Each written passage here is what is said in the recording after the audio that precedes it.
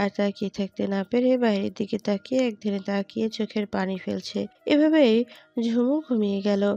ওদিকে আড্ডা শেষ হলে রাফি ঝুমুরের পাশে এসে আস্তে করে সিটে হেলান দিয়ে বসলো। একধানে সে ঝুমের ঘুমন্ত মুখের দিকে তাকিয়ে আছে। রাফি এক হাত দিয়ে ঝুমুর গাল ধরে আছে আর ওর নাকে নাক ঘষছে। ইস, তুই এত কিউট কেন বলতো? মনে হয় তোকে আদরে আদরে নিজের সাথে মিশিয়ে ফেলি। আমার আদরিনী বউটা, এত এত ভালোবাসি তোকে। উম্মুয়া। তারপরে ঝুমুকে জড়িয়ে ধরে সেখানেই ঘুমিয়ে গেল রাফি। যে সিটে ঝুমু আর রাফি বসেছে সেই সিটে রাফি পর্দা টেনে দিয়েছে, যাতে করে কেউ সহজে ওদের দেখতে না পারে। প্রায় 3টার দিকে ঝুমুর ঘুম ভাঙলো। আর মাত্র 1 ঘন্টা পরে তারা রিসর্টে গিয়ে পৌঁছাবে। ঝুমু ঘুম ভাঙতেই সে খেয়াল করলো যে রাফি ওকে আষ্টে পৃষ্ঠে জড়িয়ে ধরে ঘুমিয়ে আছে। ঝুমুর ঘুম ঘুম চোখে রাফির দিকে তাকালো। ভালো করে লক্ষ্য করে দেখলো রাফির চুলগুলো কপালের সাথে এসে বাড়ি খাচ্ছে জানালা দিয়ে আসা মৃদু বাতাসের কারণে। আর চাঁদের আলো এসে পড়ছে রাফির মুখের ওপরে। ঝুমু আলতো করে ওর নরম হাতের ছোঁয়া দিয়ে রাফির চুলগুলো এক সাইড করে দিল। রাফি এত কাছে দেখে ঝুমুর মনের মাঝে অসংখ্য ভালো লাগা কাজ করছে, কিন্তু পরক্ষণে ঝুমের মনে এক বিষাদময় ছায়া এসে জমা হলো। ওর মনে পড়ে গেল কিছুদিন পরে তো রাফির বিয়ে, তাও অন্য কারোর সাথে। ভাবতেই ঝুমু ডুকরে কেঁদে উঠল। রাফির বুকে মুখ গুজে কাঁদতে লাগলো ঝুমু। শক্ত করে জড়িয়ে ধরে আছে রাফিকেও, আর বিড়বিড় করে বলতে লাগলো, প্লিজ তুমি অন্য কাউকে বিয়ে করো না। তুমি তো জানো তুমি বলতে আমি পাগল। আমার সমস্ত চিন্তা ভাবনা যে শুধুমাত্র তোমাকে ঘিরে। তবুও কেন এভাবে কাঁদাচ্ছ আমায়? কেন এভাবে কষ্ট দিচ্ছ? আর কত কাঁদতে হবে তোমার জন্য আমায়? বলো না, আর কত কাঁদতে হবে? এদিকে ঝুমুর হালকা কান্নার স্বরে অনেক আগেই ঘুম ভেঙে গিয়েছে। ঝুমের কান্না করে তাকে জড়িয়ে ধরে বলা সব কথা রাফি শুনে নিয়েছে। এবার রাফি ঝুমকে আরো শক্ত করে নিজের বুকের সাথে চেপে ধরলো আর ঘুম ঘুম কণ্ঠে বলতে লাগলো, এই পাগলি, কাঁদছিস কেন? কেউ কিছু বলেছে নাকি? হুম হুম। ঝুম রাফির প্রশ্নের উত্তরে কিছু না বলে 2 হাত দিয়ে চোখের পানি মুছে আবার রাফিকে 2 হাত দিয়ে আঁকড়ে ধরলো খুব শক্ত করে। রাফি জ্যাকেটের ভেতরে মুখ গুজে ওর হৃদস্পন্দন শুনতে লাগলো। রাফি হেসে ফেললো। ঝুমুর এমন বাচ্চাদের মতো কাণ্ড দেখে ও আরো শক্ত করে ঝুমুকে নিজের বুকের সাথে মিশিয়ে নিল। দেখতে দেখতে 1 ঘন্টা পরে বাস সিটে পৌঁছালো। লাগেজ আর সবার আনা জিনিসপত্র সব রিসোর্ট বয়রা নামাচ্ছে। বাস থেকে আসায় ওরা সবাই আগেই নেমে পড়েছে বাস থেকে। সবাই সবার নির্দিষ্ট রুম দেখিয়ে দেওয়া হয়েছে। ঝুম, নীলা আর নীলিকে এক রুমে শোয়ার শেয়ার করে থাকতে বলা হয়েছে। আরেক রুমে রাফি, নীলাশ, রাজ ওদের 3জনকে শেয়ার করে থাকতে বলা হয়েছে। এভাবে সকলেই শেয়ার করে থাকার ব্যবস্থা করা হয়েছে। কিছু সময়ের জন্য সবাই রেস্ট নিয়ে যে যার রুমে চলে গেল। ঝুমুর রুমে গিয়ে ধপাস করে বিছানায় শুয়ে পড়ল। নীলা ও মিলি ওর পেছনে ছিল। ঝুমুরের এমন কাণ্ড দেখে ওরা চেঁচিয়ে উঠল, এই ঝুমু, এসব কি? হ্যাঁ, বাসে বসে সারাটা রাস্তা ঘুমিয়ে এসেছিস, এখন এখানে এসে শুয়ে পড়েছিস? তোর মতকটা কি বলতো? কি হয়েছে তোর? কিছু হয়নি রে, আমার খুব টায়ার্ড লাগছে। এই ঝুমু শোন, আমরা আর 8 ঘন্টা পরে পুরো রিসোর্টটা দেখতে বের হব। সো তুই এই 8 ঘন্টায় যা ইচ্ছে তা করে নে, তারপর আর কোনো চান্স পাবি না, মাইন্ড ইট। এই কথা শুনে ঝুমু উঠে বসলো আর হেঁটে হেঁটে নীল আর মিলির কাছে আসলো। ওকে, ডান। আমি এখানেই রেডি হওয়া শুরু করছি। আর হ্যাঁ, আজকে আমি মেকআপও করব। ঝুমুর কথা শুনে নীলা চমকে উঠলো। অ্যাঁ? না গাধি, হ্যাঁ। আর শোন, তোদের বিয়েতে আমি এমন সাজবো না সবাই আমাকেই কোণে ভাববে। নীলা গিয়ে ঝুমুর কপালে আর গালে হাত দিয়ে দেখলো। তোর তবিয়ত ঠিক है তো बहन मेरा? মেরা তবিয়ত বিলকুল ঠিক হ্যায় মেরি বেহেন। আচ্ছা, আমি রেডি হয়ে আসি, কেমন? টাটা। এই বলে ঝুমু ওর লাগেজ থেকে কাপড় বের করে ওয়াশরুমে চলে গেল। নীলা আর মিলি ঝুম ওর যাওয়ার দিকে হাঁ করে তাকিয়ে আছে। প্রায় 20 মিনিট পরে ঝুমু ফ্রেশ হয়ে বের হলো। ওর পরনে একটা লং লেহেঙ্গা, কালোর মধ্যে ছোট ছোট ছাপ ফুলের ডিজাইন, 3/4 হাতা, 3/4 হাতা, কালো লেহেঙ্গার সাথে কালো ওরে ওড়না বাস, পেঁচানো গলায় তোকে তো দেখতে সেই ডিসিডি। রকমের সুন্দর লাগছে। অনেক সুন্দর লাগছে ঝুমকে। মিলি ও নীলা ওর দিকেই আমারও কেমন তাকিয়ে যেন ভ্রু গোলমাল কুঁচকে লাগছে রে। তাকিয়ে জিজ্ঞেস করলো। এই কেমন লাগছে আমায়, হ্যাঁ? ওরা দুজনে আঙ্গুলগুলা 6 এর মতো বানিয়ে সুপার, সেই লাগছে তোকে দেখতে। Thanks for your comments guys. By the way, তোমরা গিয়ে ফ্রেশ হয়ে রেডি হয়ে নাও কেমন? আর আমি এ সুযোগ আরেকটু সাজগোজ করে নেই। আমি কিছুই বুঝতে পারছি না মিলি আপু, আজকে ঝুমুর হয়েছেটা কি? আমি তো ওকে এ পর্যন্ত এরকম করতে দেখি নাই। পাগল টাগল হয়ে গেল না তো? আর একটা কথা বললে সেটা কিন্তু তোমার জন্য ভালো হবে না। আমার সাজগোজ করতে মানা নাকি? আজব তো। যাও তোমরা তাড়াতাড়ি। আর কারো কথা না বলেই মিলি আর নীলা চলে গেল ফ্রেশ হয়ে চেঞ্জ করতে। আর ঝুমু লাগেজ থেকে ওর সরঞ্জাম বের করে ড্রেসিং টেবিলের সামনে তুলে এনে বসে সাজতে লাগলো। আমি জানি না মেয়েরা কি কি দিয়ে সাজে, আই ডোন্ট নো, সবাই বুঝে নেবেন। ঠোঁটে লাল লিপস্টিক দিয়ে ঝুমু, কানে হালকা মাঝারি ধরনের দুল, গলায় সিম্পল একটা চেইন, ওর এবং ওর রং করা চুলগুলো 2 কাঁধে 2 পাশে এনে ছেড়ে দিল। হাতে ঘড়ি দিয়ে নিজেকে একবার আয়নায় পর্যবেক্ষণ করে হাতে ফোন দিয়ে হাতে ফোন নিয়ে ফোন টিপতে লাগলো। কিছুক্ষণ পরে নীলা আর নীলি রেডি হয়ে চলে আসলো। রেডি তোমরা? হ্যাঁ বিউটি কুইন, চলো এবার যাওয়া যাক। ঝুমু ওদের দিকে তাকিয়ে একটা মুচকি হাসি দিল। ওরাও একই কাজ করলো। এবার তিনজনে বের হয়ে গেল রুম থেকে। অন্যদিকে রাফি, রাজ, নীলাস ওরা আগে থেকেই ফ্রেশ হয়ে বাহিরে এসে বসে। ব্রেকফাস্ট শেষ করে আড্ডা দিচ্ছে। ওদের সাথে রাজ আর নীলাসের কাজিনরাও আছে। খুব হাসাহাসি হচ্ছে ওদের মাঝে। ওদের সাথে কথা বলতে বলতে রাফির সুইমিং পুলের অপর পাশে চোখ গেল। সে মুগ্ধ হয়ে তাকিয়ে আছে। মনে হচ্ছে ওর চারপাশ থমকে গেছে। ঝুমুকে দেখেই ওর চোখ চড়ক গাছ হয়ে গেছে। যে মেয়েটা একদম সিম্পল সাজেই এত অপরূপ লাগে, আবার যদি সেই মেয়ে এত গর্জিয়াস সাজে তাহলে তো হুড়পড়িকেও হার মানাবে। ও মাই গড! এমনিতে এই মেয়েকে সিম্পল সাজে দেখলে নিজেকে কেমন পাগল পাগল মনে হয়। সেই মেয়েকে যদি এই সাজে দেখি, উফ, জাস্ট নেশা লেগে গেছে। ওইদিকে ঝুমু, নীলা, মিলি ওরা তিনজন গল্প করতে করতে আড্ডাস্থলে গেল। গিয়ে সবার সাথে কুশল বিনিময় করলো। ঝুমু সবার সাথে খুব হেসে হেসে কথা বলছে। রাফি শান্ত হয়ে শুধু ঝুমুকে লক্ষ্য করছে। রাফির পাশে বসে থাকা রাহাত ডেটে গিয়ে ঝুমুরের পাশে দাঁড়িয়ে কথা বলতে লাগলো। উঠে গিয়ে ঝুমুরের পাশে দাঁড়িয়ে কথা বলতে লাগলো। ওদের কথা শুনে রাফি তো জ্বলে পড়ে যাচ্ছে। ঝুম এবার পড়ে গেল মহা অস্বস্তিতে। এই প্রশ্নের উত্তর কি হতে পারে তা তার জানা নাই। ঝুমুর কিছু বলতে যাবে তার আগে রাফি ওদের দিকে রাগে ফুলে ফেপে আসলো। ওদের কাউকে কিছু বলতে না দিয়ে ঝুমুরের কুনোয় চেপে ধরে হাতকে বলল, give me only 5 minute bro, ওর সাথে আমার কিছু কথা আছে, আয় আমার সাথে। এই বলে ঝুমুকে টেনে হিঁচড়ে নিয়ে যেতে লাগলো রিসর্টের পেছনে বাগানের বাগিচার দিকে। সেখানে নিয়ে বাগিচার মাঝখানে ঝুমুরকে দাঁড় করানো হয়। আমাকে এখানে নিয়ে আসলেন কেন? কারণ আছে তাই তো এনেছি। আজকে এত শখ সাজার মানে কি? আমি সাজলে তোমার প্রবলেম কোথায়? প্রবলেম কোথায় জানিস না? এরকম করে সেজেগুজে মেয়েরা শুধুমাত্র তাদের হাজবেন্ডকে দেখায়, পরপুরুষকে না। আর তোর ভালো মন্দ দেখার দায়িত্ব আমার আছে। কিভাবে চলবি না চলবি তা শুধু আমি বলবো আর আমি দেখব। আন্ডারস্ট্যান্ড? কেন? তুমি দেখবে কেন? আর তুমি এসব বলার কে? আমি বলার কে সেটা 2 দিন পরেই জানতে পারবি। এসবের দায়িত্ব একমাত্র আমার। ঝুমুরকে দাঁড় করালো রাফি।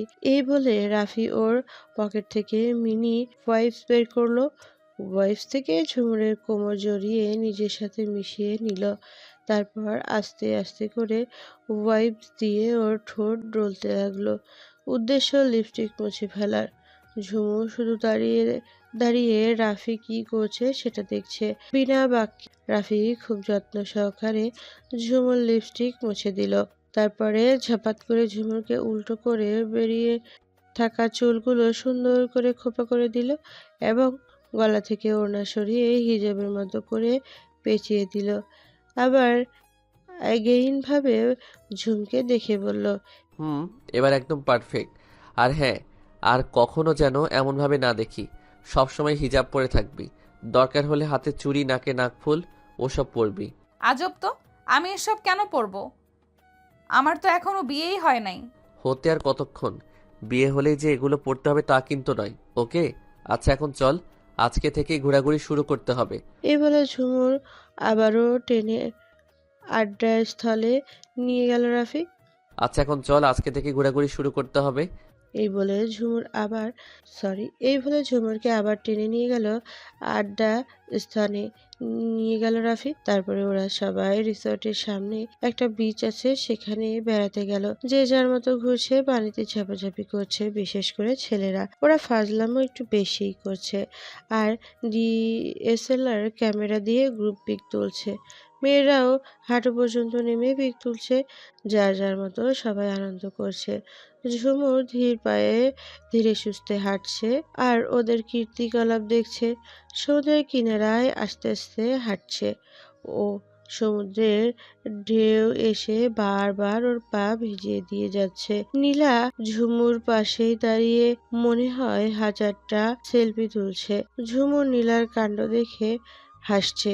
ঝুমুর এক ধ্যানে সমুদ্রের দিকে তাকিয়ে আছে আর মনে মনে ভাবছে, এই সমুদ্রের পানির গভীরতায় যদি হারিয়ে যেতে পারতাম তাহলে কতই না ভালো হতো। এই মানসিক চাপ থেকেও অন্তত মুক্তি পেতাম। হঠাৎ করে পেছন থেকে কেউ যেন দৌড়ে এসে ঝুমকে ভেজা সরিয়ে উল্টো দিকে ঘুরিয়ে দিল। ঝুমু তাতে চমকে উঠল। তারপর পরেই শোনা গেল রাফির কথা।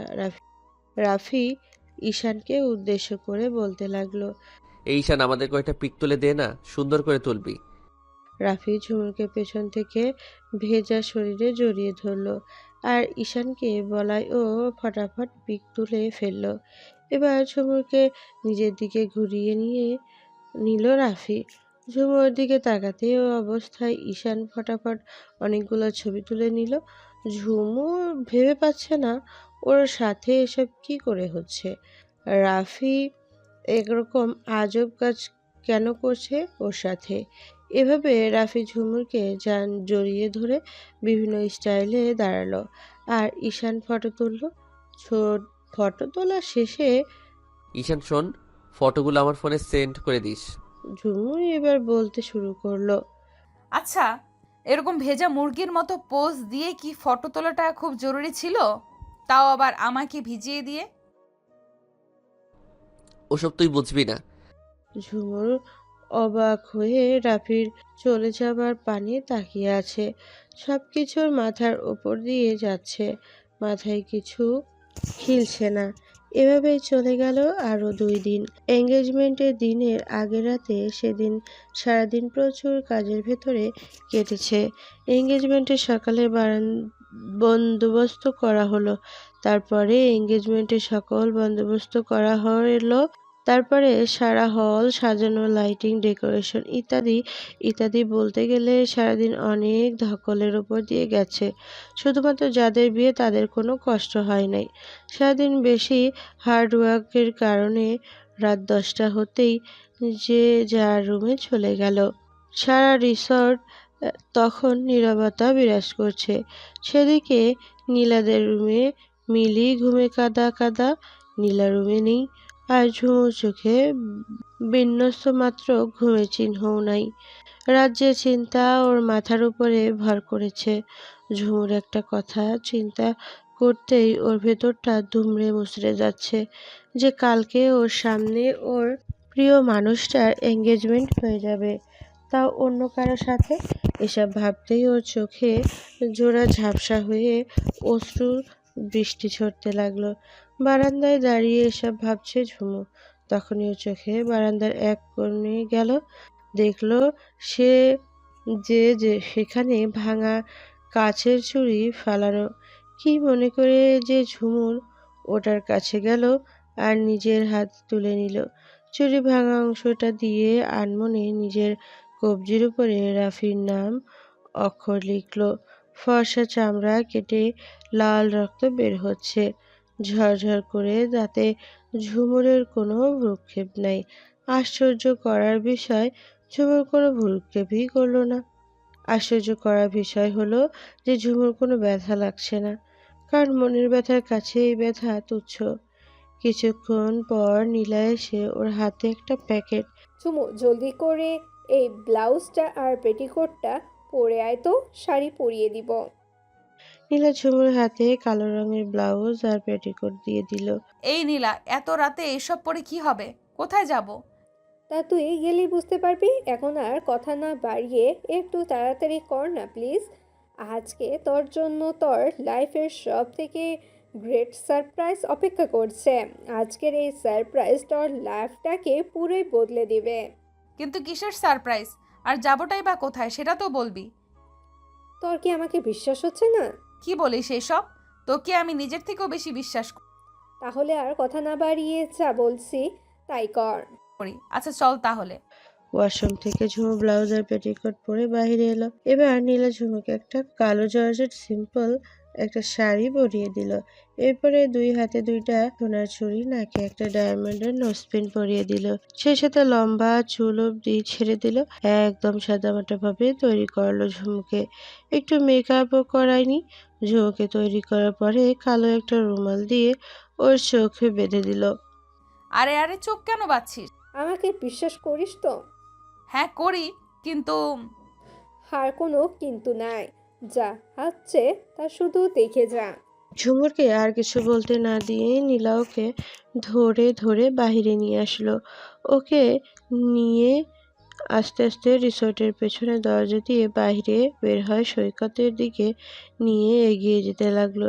এই জায়গাটা সাগরের কাছে, কিন্তু অনেক নির্জন, কোনো জনমানবের চিহ্নও নেই। অর্ধেক পথ নিয়ে যাওয়ার পরে নীলা ঝুমুকে নিয়ে থামলো। তখনই এক আগন্তুকের আগমন হলো। আগন্তুক ওদের দিকে এগিয়ে এসে নীলার সাথে ইশারা ইঙ্গিতে দু একটা কথা বলল। নীলা ঝুমুরের হাত ছেড়ে দিয়ে চলে গেল, আর আগন্তুক এসে ঝুমুরের দুই কাঁধ ধরে এগিয়ে নিয়ে যেতে লাগলো। ঝুমুরের কাছে হাতের স্পর্শটি অন্যরকম লাগছে। আমার মনে হচ্ছে স্পর্শ তো নীলার নয়। তাহলে নীলা কই গেল? নীলু, নীলু, কে আপনি? আর নীলা কোথায় গেল? ঝুমুর পাশে থাকা ব্যক্তির কোনো কথা বলে না। এক পর্যায়ে ঝুমুরকে নিয়ে সে সৈকতের পৌঁছে গেল। সেখানে নিয়ে ঝুমুকে দাঁড় করালো আর ঝুমুরের কানে ফিসফিস করে বলতে লাগলো। আমাকে চিনতে পারছিস না ঝুমু? ঝুমুর পাশে থাকা ব্যক্তির সরি লোকটির কণ্ঠ শুনে ঝুমু চমকে উঠল। এ কণ্ঠ তো রাফি। তারপরে রাফি আস্তে করে ঝুমুর চোখ থেকে রুমালটা খুলে দিল।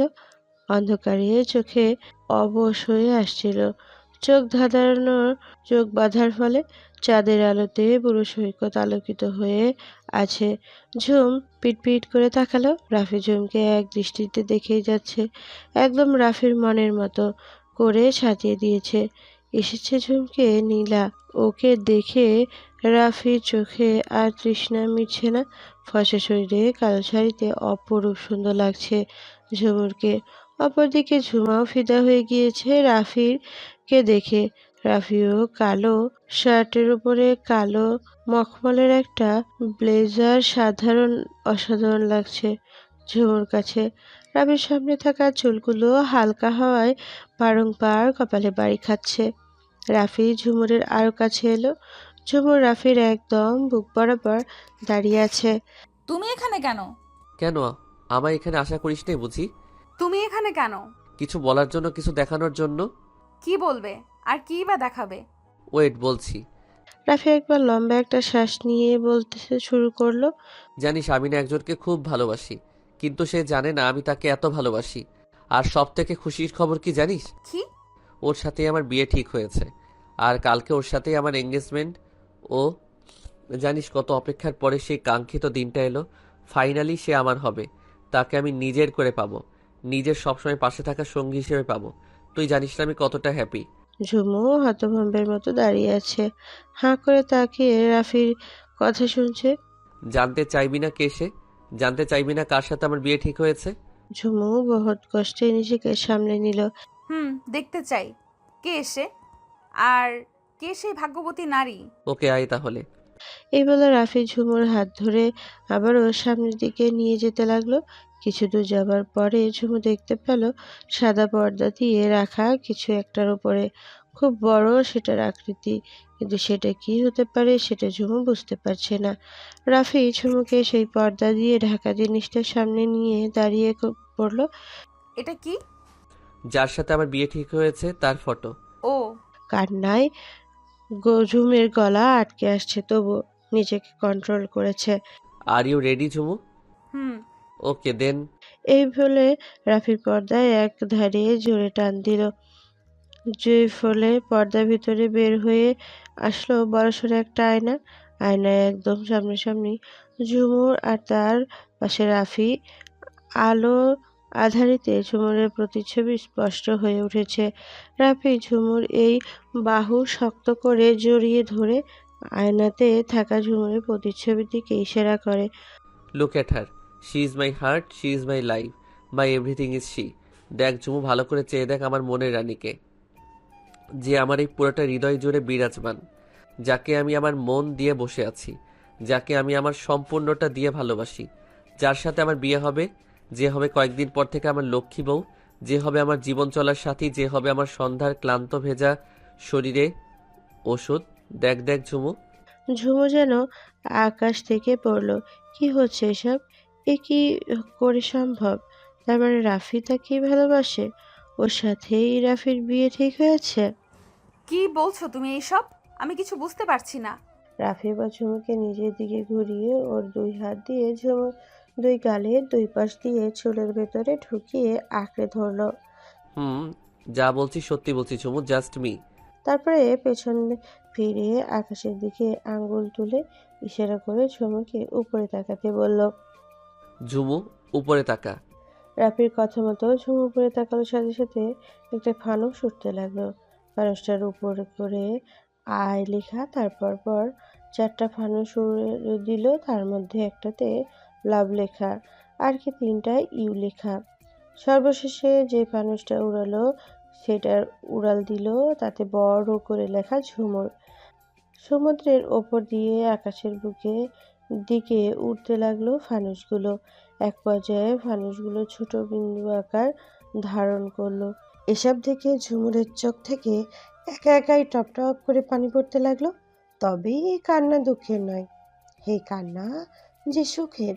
সে হাত দুই দিক দিয়ে মুখ চেপে ধরে ধপাস করে মাটিতে বসে পড়লো। ওর সাথে সাথে রাফিও বসলো ওর ঠিক সামনাসামনি। আমার বিশ্বাস হচ্ছে না যে এই সত্যি।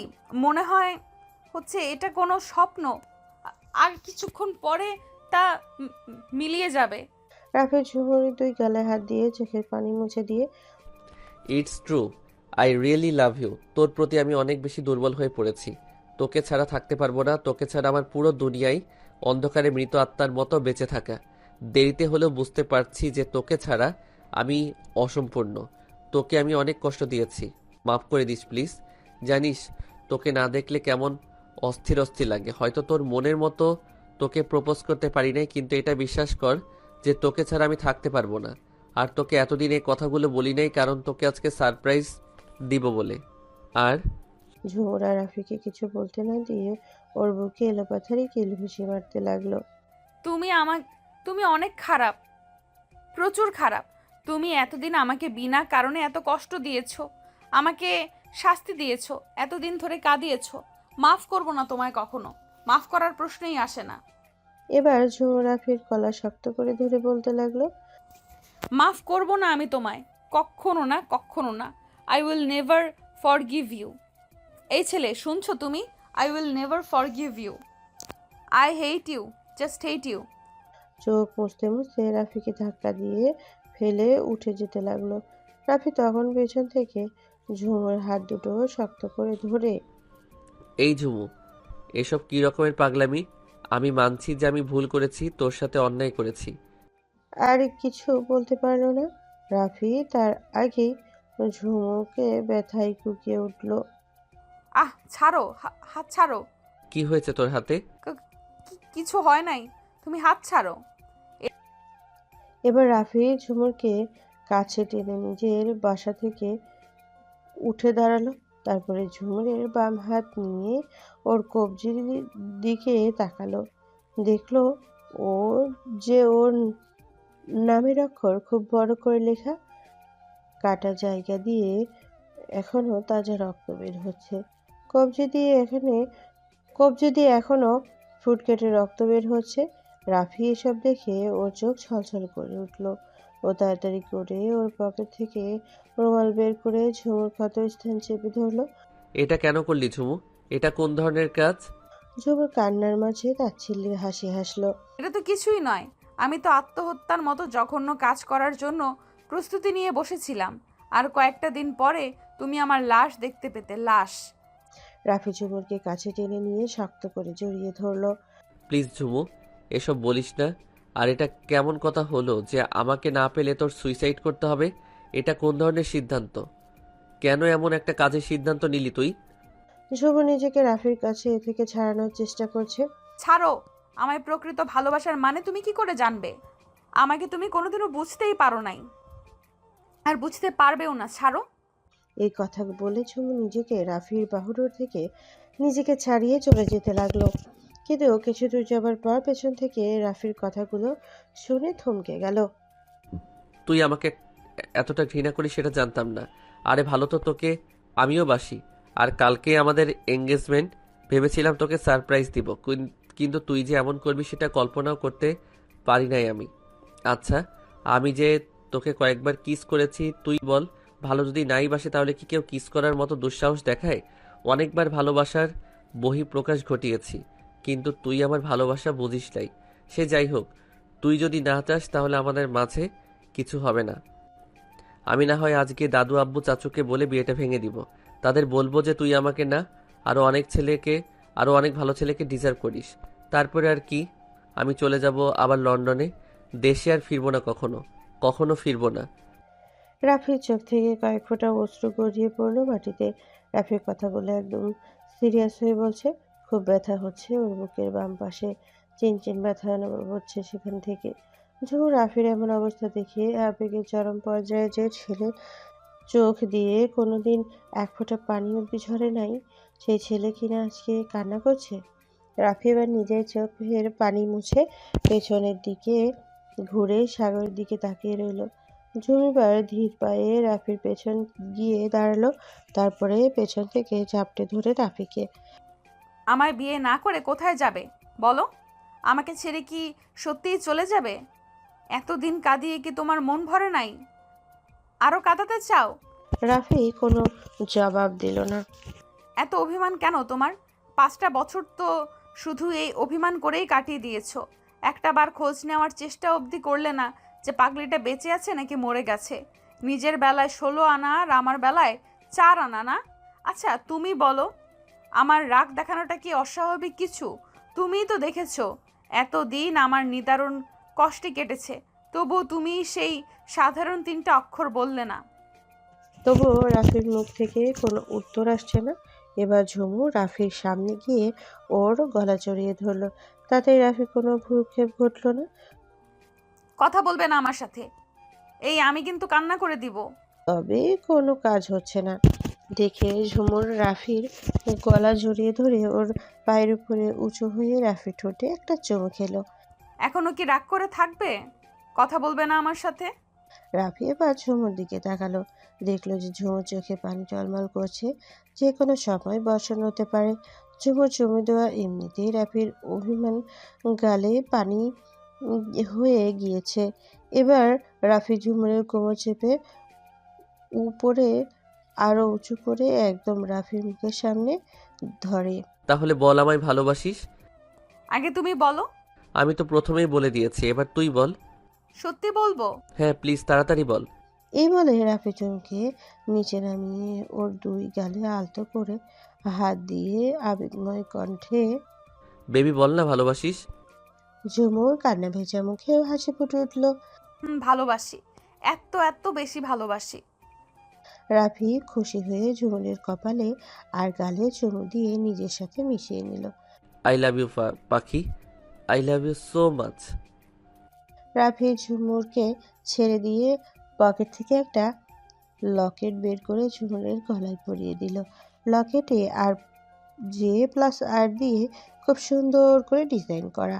তারপরে সৈকতের কিনারায় থাকা বেঞ্চিতে গিয়ে দুজনে বসে ওই মায়াময় চাঁদের নিচে কিছু সময় অতিবাহিত করলো। পরের দিন এঙ্গেজমেন্টের দিন সন্ধ্যা ৬টায় সারা রিসর্ট সুসজ্জিত করে সাজানো, প্রত্যেকটা মানুষ আনন্দে মশগুল, খুবই সুন্দর লাগছে পরিবেশটাকে। সব মানুষ যেখানে এঙ্গেজমেন্ট হচ্ছে সেই জায়গায় অবশেষে তাদের বাগদান শেষ হলো। শুধুমাত্র বাগদানই হয় নাই, তার সাথে আকদও হয়েছে। বলতে গেলে সম্পূর্ণ বিয়েই হয়ে গিয়েছে। এখন শুধুমাত্র বিয়ের অনুষ্ঠানের বাকি। কাজী সাহেবের মাধ্যমে তাদের আকদ করানো হলো। রেজিস্ট্রেশনের পেপার সাইন করে ওর ৩ বার কবুল বলে একজন অপরজনকে সঙ্গী হয়ে গেল তারা। পরদিন আজ মেহেন্দি অনুষ্ঠান। সন্ধ্যা ৭টা বাজে। চারদিকটায় উৎসব মুখরিত পরিবেশ বিরাজমান। হবেই বা না কেন, মেহেন্দি অনুষ্ঠান বলে কথা। ছাদের একপাশে খুব সুন্দর ডেকোরেশন এর অপূর্ব দৃশ্যের মধ্যে সাজানো হয়েছে গায়ে হলুদ এবং মেহেন্দির অনুষ্ঠানের জন্য। এসব ছেলেমেয়েরা মেহেন্দি রঙের ড্রেস আপ করছে, আর ছেলেরা মেহেন্দি কালারের পাঞ্জাবি আর মেয়েরা মেহেন্দি কালারের শাড়ি পরিধান করেছে। আজকে ঝুমুর নীলা ও মিলিকে মেহেন্দি রঙের পাঞ্জাবি স্টাইলে সালোয়ার কামিজ পরানো হয়েছে। গর্জিয়াসভাবে স্টোনের কাজ করা প্লাজো আর শার্ট কামিজের মাথায় বড় রকমের একটা ভাবে কাজ করা দোপাট্টা। মেকআপ করা হয়েছে অনেক সুন্দর করে, যার ফলে ওদেরকে অনেক সুন্দর লাগছে, বিশেষ করে ঝুমুরকে। রাফি তো এক নজর দেখেই ওর হার্ট ব্রেক হবার উপক্রম। আজ ওদের গায়ে হলুদ, তাই ওদেরকে হলুদ মাখিয়ে গোসল করার জন্য নিয়ে যাওয়া হলো রিসর্টের পেছনে থাকা বড় বাগানে। রাফি নীলাশ মিলিকে যথাক্রমে ঝুমু নীলা মিলিকে হলুদ লাগালো, আবার ঝুমুরও ওদেরকে লাগিয়ে দিল। সবাই হলুদ মাখামাখি নিয়ে অনেক মজা করছে। অতঃপর গোসল করিয়ে ওদেরকে যার যার রুমে নিয়ে যাওয়া হলো। পরদিন বিয়ের অনুষ্ঠান শেষে ঝুমা নীলা মিলি আলাদা বাসর ঘরে নেওয়া হলো। সবাইকে আলাদা করে সবাই নিয়ে গেল। ঝুমুরকে রাফি কোলে করে নিয়ে এসেছে। কোলে করে নিয়ে এসে ঝুমুরকে বিছানায় শুয়ে দিয়ে নিজের ঝুমুরের পাশে কাত হয়ে আদৌবু হয়ে শুয়ে ঝুমুরের দিকে তাকিয়ে এক দৃষ্টিতে তাকিয়ে আছে। বিছানা থেকে এক মুঠো গোলাপের পাপড়ি নিয়ে উপরের দিকে আস্ত করে ছেড়ে দিল রাফি। পাপড়িগুলো এক এক করে ঝুমুরের চোখে মুখে গলায় পড়তে লাগলো। ঝুমুরকে খিঁচে চোখ বন্ধ করে নিয়েছে। ঘন ঘন নিঃশ্বাস পড়ছে ওর। কেমন জানি এক অদ্ভুত শিহরণ বয়ে যাচ্ছে ওর পুরো শরীরে। এ কেমন অনুভূতি তা জানা নাই।